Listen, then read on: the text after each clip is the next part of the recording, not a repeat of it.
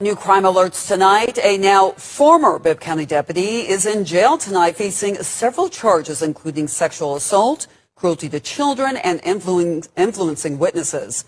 The arrest. He was called Deputy of the Year, trusted, respected, and sworn to protect. But behind that badge, investigators now say there was something far darker. And when the truth started to come out, it shocked an entire community. Michael Durrow, a former Bibb County Sheriff's deputy in Georgia, wasn't just another officer in 2024. He was recognized for outstanding service, an example of what law enforcement should be.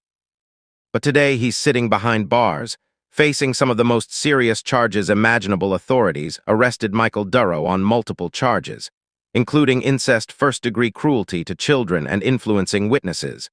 But he's not the only one. His wife, Ashley Durrow, was also arrested facing charges of cruelty to children and influencing witnesses. Both are now being held without bond in separate counties, and that detail alone raises a major question: why separate them? Investigators say it's to avoid any conflict of interest. Because this case involves a former law enforcement officer, local authorities have to be extremely careful. Every move is being watched. Every decision has to be airtight. As the investigation unfolds, more details about Michael Durrow's past are starting to surface.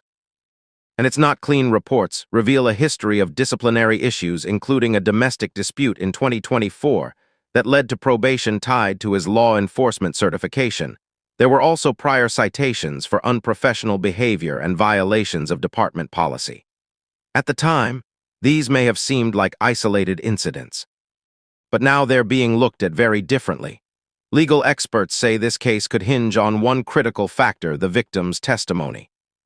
Attorney Randy Kessler explains that for the incest charge, what the victim says and how credible that testimony is could determine the outcome.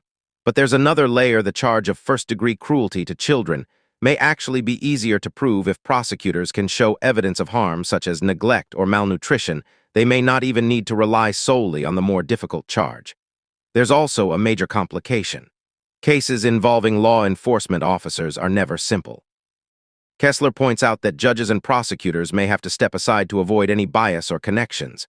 That means the case could be handled by outside officials, making the process longer and even more complex. So now, a man once honored for his service is at the center of a deeply disturbing investigation.